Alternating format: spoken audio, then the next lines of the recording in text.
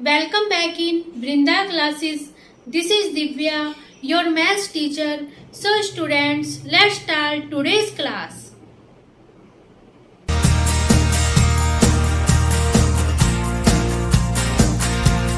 ये वृंदा क्लासेस के नाम से चैनल है, इस तरह विजिट करना है। यहाँ पे देखिए, आप कोई भी वीडियो देखेंगे, आप मान लीजिए ये वीडियो ओपन करते हैं वृंदा क्लासेस की, इस तरह वीडियो ओपन करेंगे और क्या करें, यहाँ पे सब्सक्राइब का बटन है, इसे प्रेस कर दीजिए और ये जो बेल आइकन है इस पे भी आप ऑल पे क्लिक करेंगे। इस तरह ऑल पे क्लिक करने पे क्या होगा, आगे आपको कोई भी वीडियो मिलेगी उसका सबसे पहले आपको नोटिफिकेशन मिल जाएगा।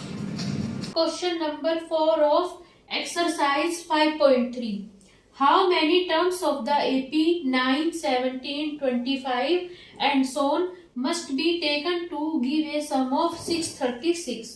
इसमें क्या दिया गया है, ये हमें AP दी गई है 9, 17, 25 and so on। तो हमारे से ये पूछा है कि इस AP की कितनी टर्म्स होंगी जिनका जो सम होगा वो क्या हो जाएगा, 636 हो जाएगा। अगर आप इस एक्सरसाइज के इस चैप्टर के और भी क्वेश्चंस विजिट करना चाहते हैं या इस चैप्टर की इंट्रोडक्शन क्लास को विजिट करना चाहते हैं तो इस पूरे चैप्टर की जो प्लेलिस्ट की वीडियो है मैंने डिस्क्रिप्शन और आई बटन में डाल दी है, आप वहां जाके विजिट कर सकते हैं। हमें जो है इसमें ये वाली एपी दी गई थी। अगर हमें किसी भी एपी की कितनी भी टर्म्स की का एडिशन निकालना हो, सम निकालना हो, तो उसका ये फॉर्मूला होता है Sn is equal to n by 2a plus n minus 1 into d हो जाता है। इस एपी में कुछ टर्म्स का सम दिया गया है कि उन टर्म्स का सम क्या है, 636 है। तो ये जो हम फॉर्मूला है इसके लिए अप्लाई कर देंगे। हमें ये नहीं पता कि ये जो 636 है इसमें कितनी टर्म्स का सम है, तो एक तरह से हमें इस फॉर्मूले में n की वैल्यू फाइंड करनी है। यहाँ पे n क्या है कि नंबर ऑफ टर्म्स है जिनका जो है यहाँ पे Sn जो है सम है। तो अब क्या करेंगे, ये जो है फॉर्मूला इसके लिए अप्लाई करेंगे। Sn की वैल्यू आ जाएगी 636 इक्वल टू हो जाएगा n, हमें नहीं पता कि ये जो 636 है ये कितनी टर्म्स का जो है AP का सम है। तो n बाय 2a हो जाए 2 मल्टीप्लाई a जो होता है, a होता है AP की फर्स्ट टर्म होती है, तो इसकी वैल्यू a की वैल्यू रख देंगे 9 प्लस n माइनस 1 और d होता है AP की टर्म्स के बीच में कॉमन डिफरेंस। तो कोई भी दो टर्म्स ले लेंगे जो लगातार टर्म्स हो, उनका डिफरेंस फाइंड कर लेंगे, बस अगली टर्म में से पिछली टर्म माइनस करनी है। तो ये दो टर्म ले लेंगे, d की वैल्यू हो जाएगी, अगली टर्म 17 है उसमें से माइनस करेंगे 9, तो d की वैल्यू क्या आ जाएगी, 17 में से 9 जाएगा 8 आ जाएगा, इसकी वैल्यू पुट कर देंगे 8। तो यहाँ कितना आ जाएगा n बाय 2, यहाँ आ जाएगा, देखो जो 2 है दोनों टर्म में से कॉमन आ रहा है, यहाँ पे 2 जो है दोनों टर्म में कॉमन निकाल लेंगे, कितना आएगा 2, 9 प्लस n माइनस 1 और यहाँ पे 2 कॉमन होगा तो यहाँ कितना होता है, 8 की वैल्यू होती है 2 4 जाए 8, तो यहाँ पे 4 बच जाएगा। अब देखो 2 से 2 कैंसिल हो जाएगा, 636 की वैल्यू कितनी आ जाएगी, इक्वल टू n इंटू, यहाँ पे क्या करेंगे, हम ब्रैकेट को ओपन करेंगे।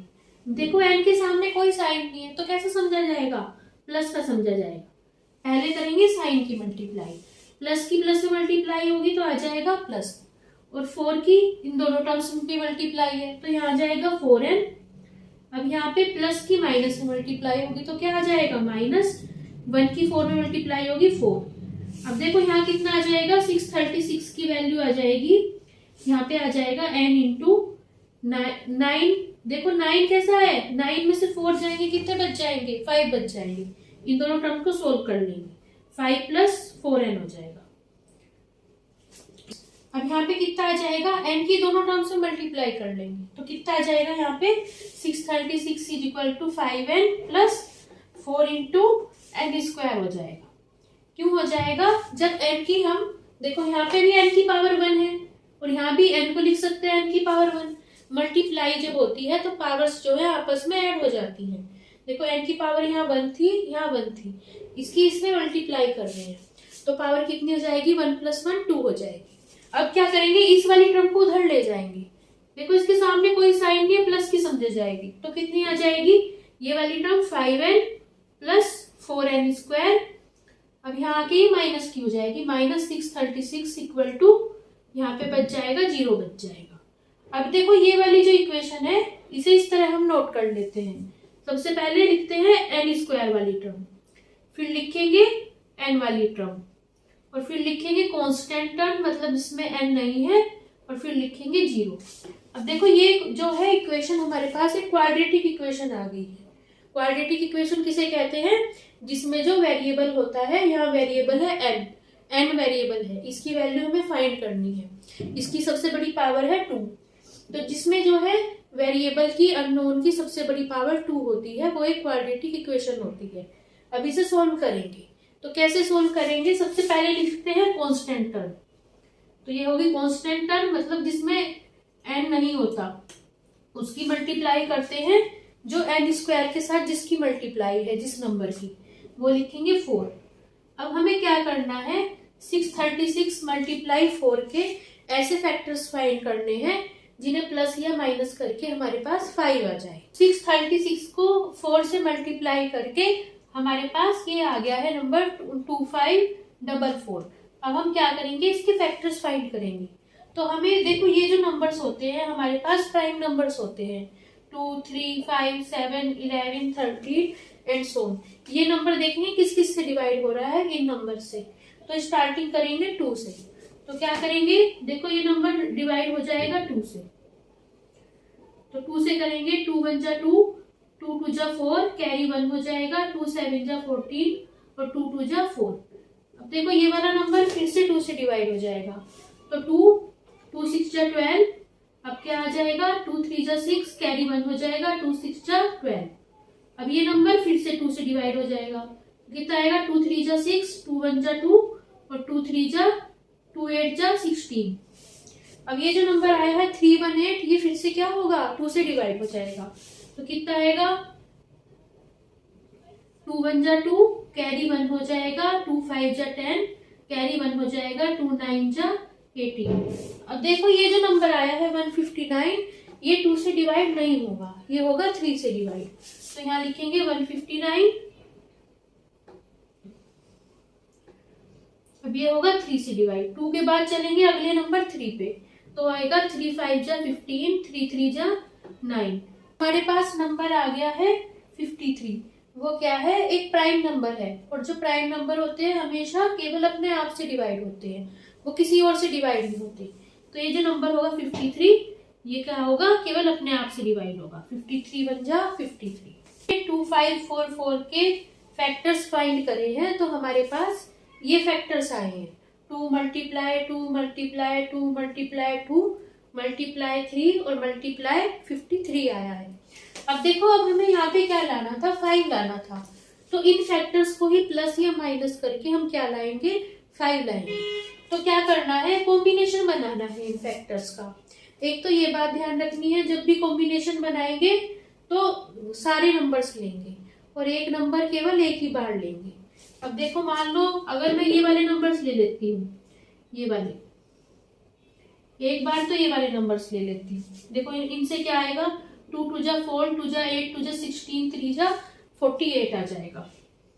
और अगली बार जो नंबर लेती हूँ केवल ये ले लेती हूँ 53। अब देखो जब हम 53 में से 48 माइनस करेंगे तो हमारे पास 5 आ जाएगा। तो केवल फैक्टर्स को जो भी कॉम्बिनेशन आएगा उसे प्लस करना है या माइनस करना है। इसके और भी कॉम्बिनेशंस बन सकते हैं, लेकिन हमें केवल वो वाले कॉम्बिनेशन लेना है जिससे हमारे पास 5 आ जाए। तो क्या लिख लेंगे? 4n स्क्वायर प्लस 5 को कैसे लिख लेंगे? 53 minus 48n into n minus 636 equal to 0 हो जाएगा। 4n स्क्वायर प्लस 53 की n में मल्टीप्लाई होगी तो कितना आ जाएगा? 53n। अब प्लस की माइनस में मल्टीप्लाई होगी, माइनस 48 की n में मल्टीप्लाई होगी, 48n माइनस 636 इक्वल टू 0 हो जाएगा। यहाँ जाएगा 0। अब दोनों टर्म में से n कॉमन ले लेंगे। ये देखो दोनों टर्म में केवल n कॉमन आ रहा है, तो क्या होगा? यहाँ पे n कॉमन ले लेंगे, यहाँ पे आ जाएगा 4n। देखो जब n कॉमन ले लेंगे तो मतलब हमने क्या करा है? n की एक पावर कॉमन ले ली है। जब दो में से एक पावर कॉमन लेंगे तो क्या हो जाएगी? केवल एक पावर बच जाएगी। n की पावर 1 को हम क्या लिख सकते हैं? n लिख सकते हैं।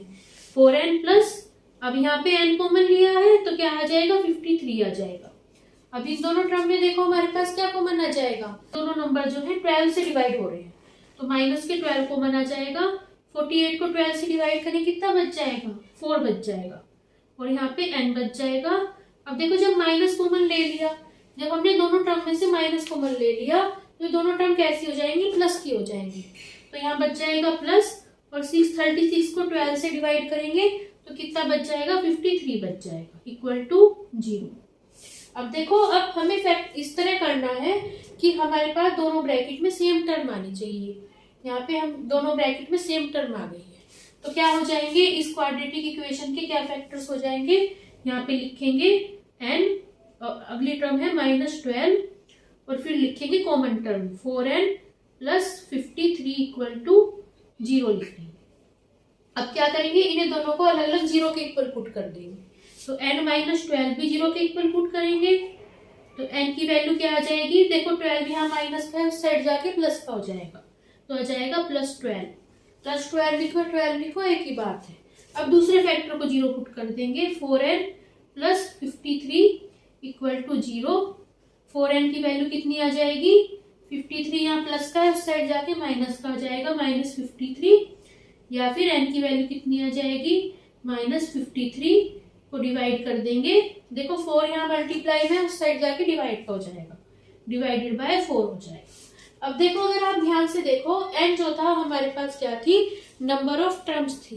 क्या नंबर ऑफ टर्म्स जो होती है कभी भी निगेटिव हो सकती है, हम यही तो कहते हैं ये पहली टर्म है, ये दूसरी टर्म है, ये तीसरी टर्म है। n की जो वैल्यू होती है हमेशा पॉजिटिव होती है, निगेटिव वैल्यू कभी नहीं होती। तो इसका मतलब ये वाली वैल्यू हमें कंसीडर नहीं करनी है, हम वैल्यू कंसीडर करेंगे ये कि मतलब ये जो 636 आएगा ये इस AP की 12 टर्म्स का सम आ जाएगा।